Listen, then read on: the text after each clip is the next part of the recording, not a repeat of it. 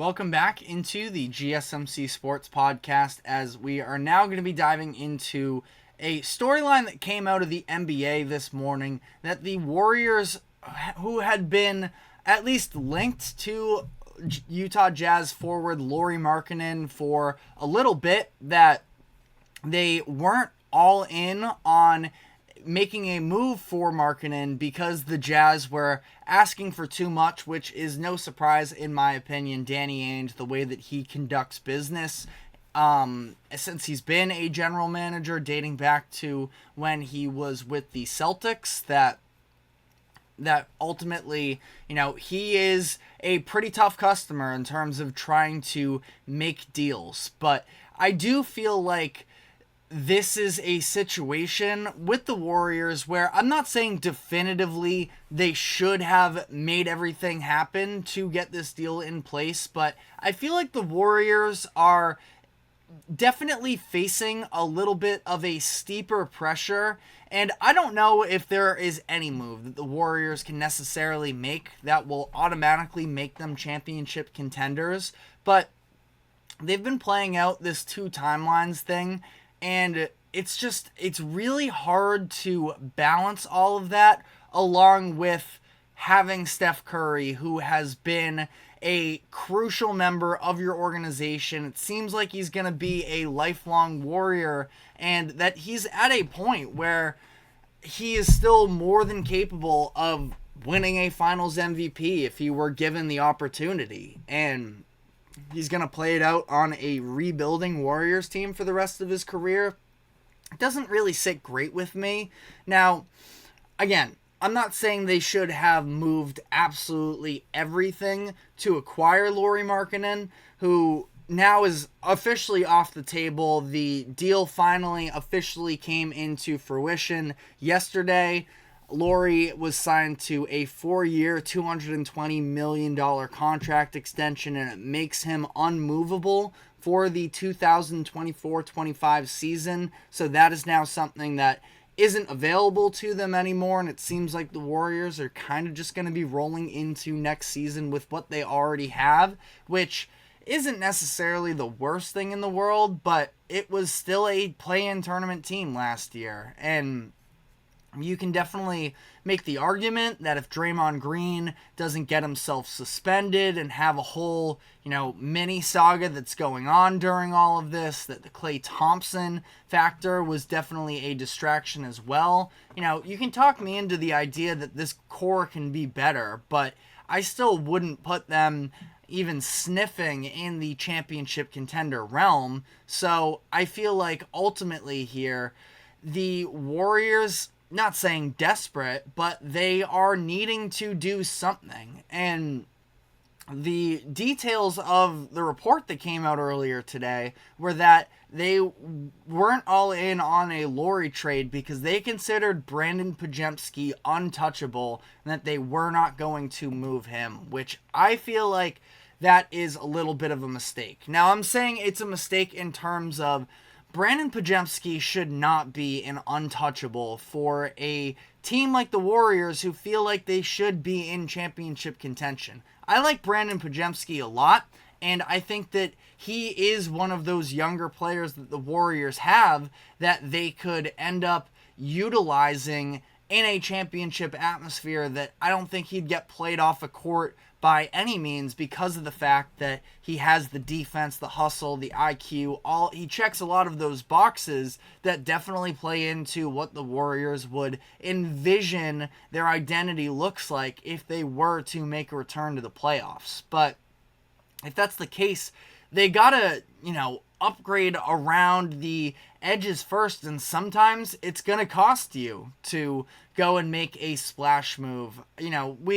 For whatever it's worth, we've had some Warriors fans in the chat before, and I would say mostly reasonable fans, but I think that especially any fan of any team values their young players more than the rest of the league does. And I do think that the Warriors fall victim to this a little bit.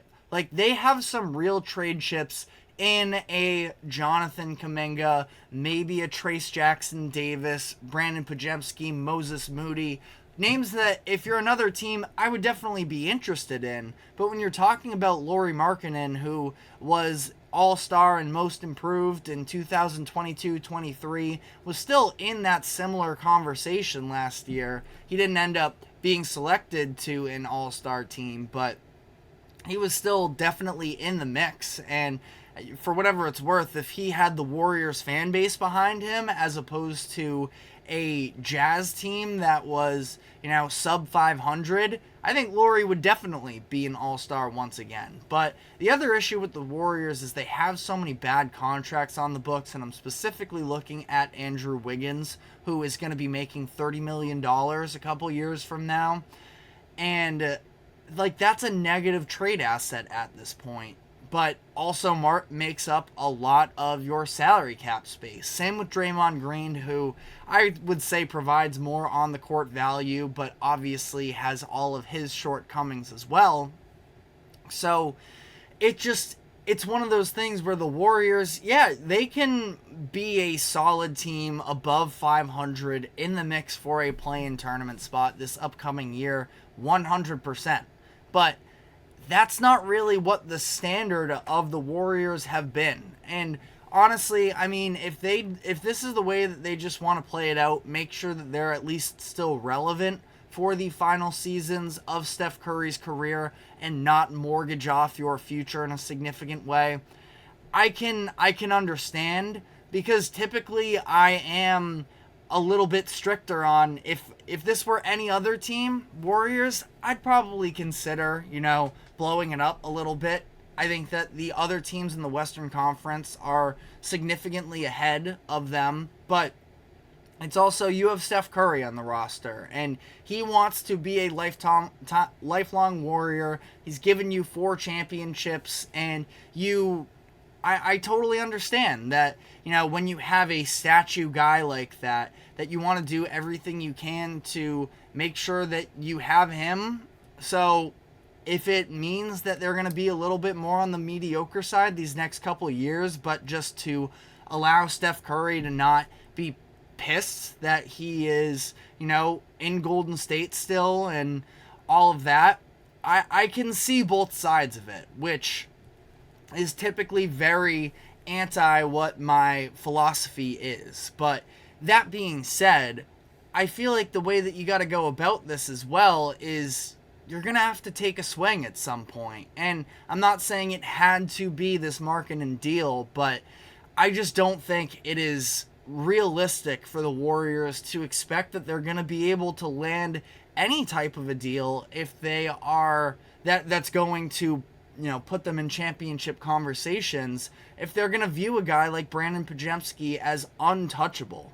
I can understand saying that he is a valued piece and that he wants to preserve him as much as possible, but to say we are definitively not trading this player, making him untouchable, when I hear that makes me think that there is not a deal that could possibly be thrown at you that you would be willing to part ways with Podziemski for. And I think that that's malpractice. As much as he is a very promising young player and does fit into, in terms of the young guys, I would probably lean with keeping Podziemski over the likes of Kuminga, Trace Jackson Davis, and Moses Moody. That he would be the number one guy, because I think that he can provide more from you for a win-now situation than these other guys, even though I do have a lot of respect for Kuminga as well. That ultimately, I'm not sure what path the Warriors are really trying to go after here,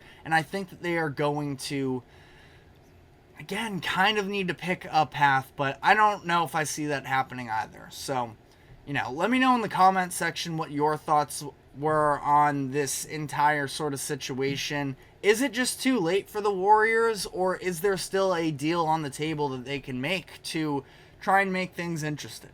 Because I sort of refuse to believe that this is just totally it, and that the best option for the Warriors is to just be mediocre for years to come. But again, let me know what you think. But We are going to now be taking our final break of the show, and when we come back on the other side, we're going to be diving into the series between the Boston Red Sox and Kansas City Royals, recapping it and giving my biggest takeaways from it. So stick with us, and we will be right back after this quick break.